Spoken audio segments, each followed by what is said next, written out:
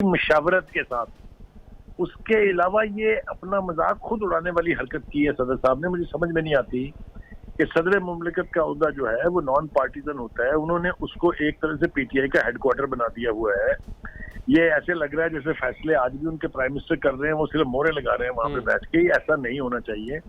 इसके ऊपर कोई ना कोई आईनी कवर होना चाहिए। जब सदर मुमलिकत के लेवल पे आदमी कोई फैसला करता है तो उसके तमाम रिक्वायरमेंट्स पूरी करनी पड़ती हैं। ये सलीम मेरे खाई ख्याल साहब, से मुशावरत की आपने बात की है, तो आपको लगता नहीं कि ये वाला जो पहलू है, जो तकाजा था, ये पूरा किया गया जब बुलाया गया था मुलाकात के लिए, मुशावरत के लिए, मगर मना कर दिया गया चीफ इलेक्शन कमिश्नर की जानिब से? जी बिल्कुल, मुझे याद है अच्छी तरह से वो।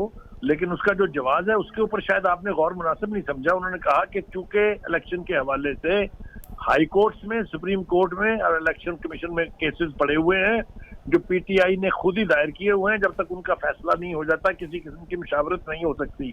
ये उनका आईनी हक है ये कहना। तो पहले आप मामला जात अदालतों में निपटा लें, फिर उसके बाद इलेक्शन कमीशन डेट दे देगा। ये बीच में अपनी दरफुंतनी छोड़ने की समझ मुझे नहीं आई बिल्कुल भी। ठीक है सलीम खाई साहब, मियाँ ताहिर साहब भी हमें ज्वाइन कर चुके हैं। मियाँ ताहिर साहब, सदर मुमलिकत आरिफ अलवी की जानिब से आज ये ऐलान किया गया, बाकायदा तौर पर तारीख दे दी गई है इंतखाबात की पंजाब और खैबर पख्तूनख्वा में, क्या कहेंगे? जी, ये जो आयन की तरमीम जिसे 18वीं तरमीम कहते हैं, उसकी ये खिलाफ वर्जी की है सदर ममलकत ने, इसलिए कि ये इख्तियार सदर के पास है ही नहीं। सूबाई असम्बलियों की तारीख देने का इख्तियार 18वीं तरमीम के तहत गवर्नर्स के पास है, और सदर ममलकत के पास अगर कोई इख्तियार है तो वो सिर्फ नेशनल असम्बली का है। और उसमें ये वाज़े लिखा हुआ है आइन में, मैं कानून की बात नहीं कर रहा इस वक्त, उसमें ये वाज़े लिखा हुआ है कि सदर इलेक्शन कमीशन से मुशावरत करेंगे, फिर जाके वो तारीख दे सकते हैं। तो एक तो ये उन्होंने 18वीं तरमीम की खिलाफ वर्जी की है, दूसरा उन्होंने मुशावरत नहीं हुई उनकी इलेक्शन कमीशन से। अब इसमें सवाल आपका डेफिनेटली ये आएगा कि इलेक्शन कमीशन ने तो उन्होंने बुलाया था तो उन्होंने नहीं की। तो जाहिर है कि उन्होंने वाकई नहीं उनके लिए गए, इसलिए कि उन्होंने खत में वाजे कर दिया था कि आपके साथ हमारी मुशावरत बनती नहीं है। आइन और कानून इस चीज की इजाजत नहीं देता कि हम इलेक्शन के लिए आपसे मुशावरत करें, इसलिए कि मामला एक तो सब जुडिस है, दूसरी बात यह है कि ये सूबाई मामला है और सूबाई इंतखाबात आपके मातहत नहीं आते, इसलिए हम आपसे मुशावरत के पाबंद नहीं है। और ये सदर ममलकत जिस तरह अपने आप को ममलकत का सरबराह समझते हैं, तो उन्हें ये भी समझना चाहिए कि इलेक्शन कमीशन एक आईनी अदारा है, एक खुद मुख्तार आईनी अदारा है, जिसकी हैसियत को, जिसके काम को, जिसकी वर्किंग को कोई चैलेंज नहीं कर सकता। ये उसी का इख्तियार है इलेक्शन करवाना, किसी और का इख्तियार नहीं है। इलेक्शन कमीशन का इख्तियार सदर ममलकत के पास नहीं आ सकता, ना सदर ममलकत का इख्तियार इलेक्शन कमीशन के पास आ सकता है। हर एक के इख्तियारात में की डिवीजन मौजूद है, आइन में मौजूद है। इसलिए ये इस तरह की हरकत जो है इसको फ्रिवलस एक्ट ही कहा जा सकता है, इसके अलावा कुछ और नहीं कहा जा सकता। इसलिए मजीद मैं आपको इसमें बता दूं कि देखें, इलेक्शन कमीशन जो है उसका काम ना सिर्फ इलेक्शन करवाना है, फेयर एंड फ्री इलेक्शन करवाना है, शफाफ इंतखाबात। अब शफाफ इंतखाबात हो सकते हैं या नहीं हो सकते, इसका जायजा भी इलेक्शन कमीशन को ही लेना है, किसी और फ्री को नहीं लेना। हाँ, आज आगे ज्यादा से ज्यादा ये है कि कोई अदालत इसमें आपने कोई ऑब्जर्वेशन दे सकती है या अदालत उसमें कोई फैसला दे, और वो भी जाहिर है कि अदालत वन साइडेडली इलेक्शन कमीशन को ओवर रूल नहीं कर सकती। इलेक्शन कमीशन की ऑब्जर्वेशन को मद्देनजर उसे रखना ही पड़ेगा। तो इसलिए उसकी मशावरत के बगैर कोई अदारा, वो अदालत ही क्यों ना हो, उस इलेक्शन कमीशन को सुने बगैर इलेक्शन की तरफ जाने का कोई सवाल ही पैदा नहीं होता। फेयर एंड फ्री इलेक्शन करवाना उसका काम है, सिर्फ इलेक्शन करवाना नहीं है। और अगर अगर आइन में कोई ऐसी या कानून में ऐसी कोई गुंजाइश है कि सदर ममलकत उस पर तारीख दे सकते हैं, तो वो सिर्फ तारीख दे सकते हैं, इलेक्शन नहीं करवा सकते। तारीख दे सकते थे, तारीख अगर दे सकते हैं तो उन्होंने दे दी है। अब इलेक्शन तो इलेक्शन कमीशन ने करवाना है, तो इलेक्शन कमीशन चाहेगा, वो समझेगा कि इलेक्शन हो सकते हैं तो इलेक्शन करवा लेगा, अगर नहीं समझेगा तो सदर ममलकत इसके आगे क्या करेंगे। ठीक है, नहीं समझेगा तो फिर सदर ममलिकत जाहिर है उनके पास कोई अथॉरिटी उस हवाले से नहीं है, तो क्या करेगा? इसी पर बात करेंगे। हमारे साथ मौजूद हैं माहिर कानून इरफान कादिर साहब, शरीक गुफ्तगू करेंगे। सर, बहुत शुक्रिया आपके वक्त का। सदर ममलिकत आरिफ अलवी की जानिब से आज जो तारीख दी गई है पंजाब और खैबर पख्तूनख्वा के इंतखाबात की आपसे यकीनी तौर पर जो कानूनी राय है इस हवाले से वो जानना चाहेंगे। देखिए, सदर ने इसमें मशावरत करनी थी इलेक्शन कमीशन ऑफ पाकिस्तान से, और सदर के नीचे पूरी एक सेक्रेटेरिएट काम करती है और सदर के साथ एक पूरी हुकूमत मुंसलिक होती है। तो सदर को तो ये भी नहीं पता होता कि कौन सी चीज किस वक्त हमने करनी है, उसके लिए भी बाकायदा एक फाइल मूव की जाती है।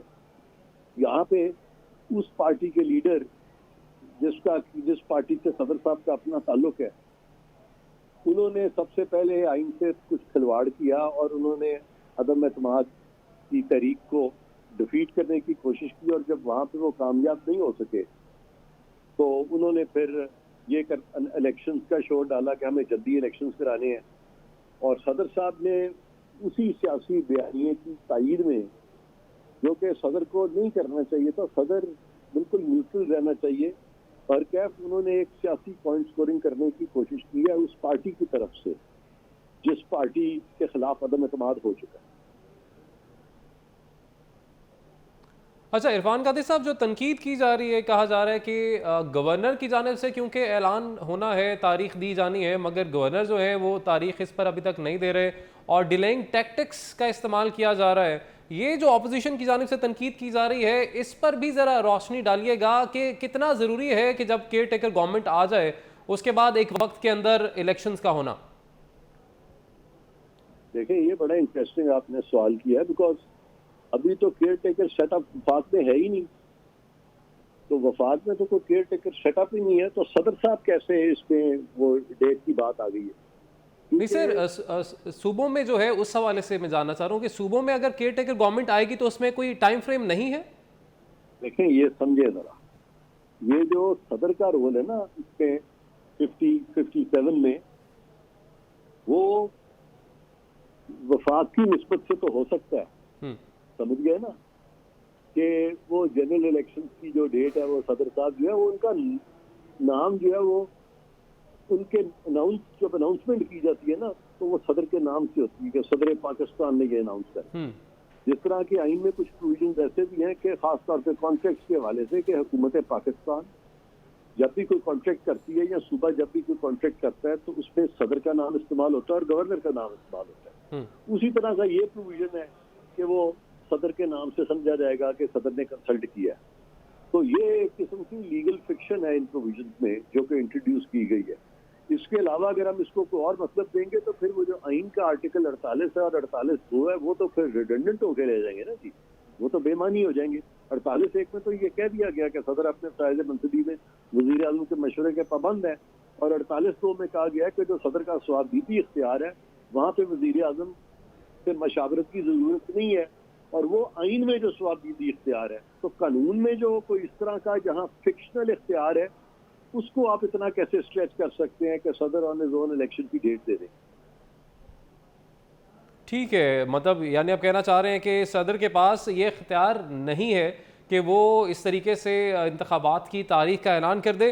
सर, आपसे ये भी जानना चाहेंगे कि अब क्योंकि केयर टेकर सेटअप आ चुका है दोनों सूबों में और अब क्योंकि इलेक्शंस की तरफ जाना है, इंतखाबात होने हैं, मगर गवर्नर जो हैं इस मामले पर अभी बज़िद दिखाई देते हैं और तारीख का ऐलान नहीं किया जा रहा। मुख्तलिफ पहलू हैं, सिक्योरिटी का कहा जा रहा है, मगर दूसरी जानिब हम देख रहे हैं कि PSL का इनेकाद भी किया जाता है और वहाँ पर भी रेंजर्स आर्मी डिप्लॉय की जाती है, मगर इलेक्शंस की दफ़ा रेंजर्स और आर्मी से माजरत कर ली जाती है। तो आपको लगता है कि यहाँ पर भी कुछ चीज़ें हैं जिनको बेहतर करने की ज़रूरत है?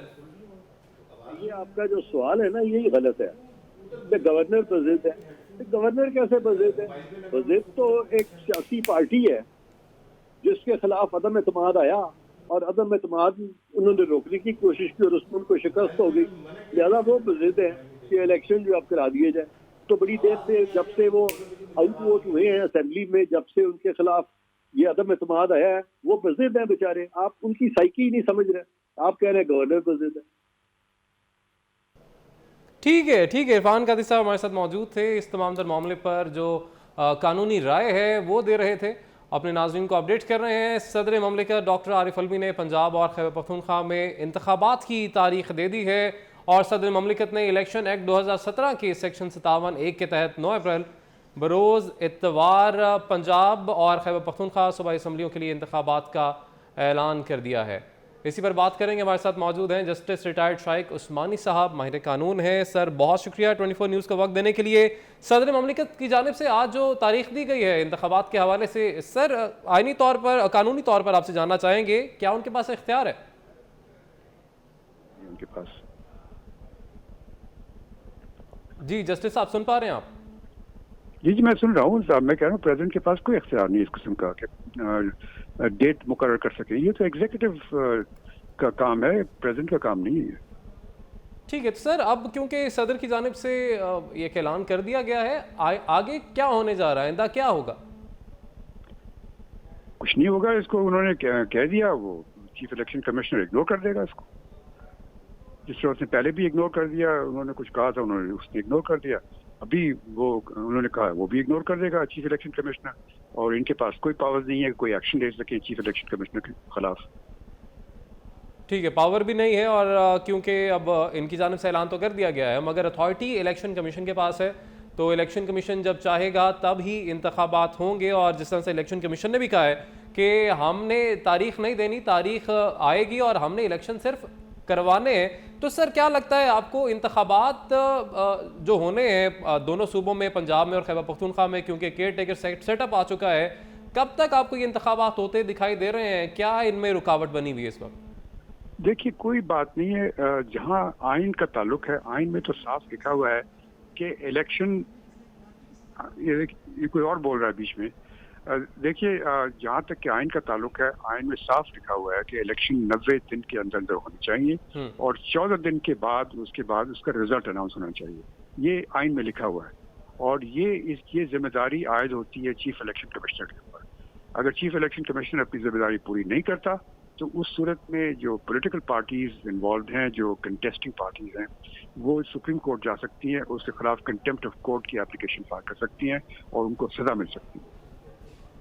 और ये सब कुछ सर 90 दिन के बाद ही होगा, क्योंकि 90 दिन के अंदर अंदर अगर नहीं करवाए जाते तो उसके बाद ही सुप्रीम कोर्ट से रुजू किया जा सकता है।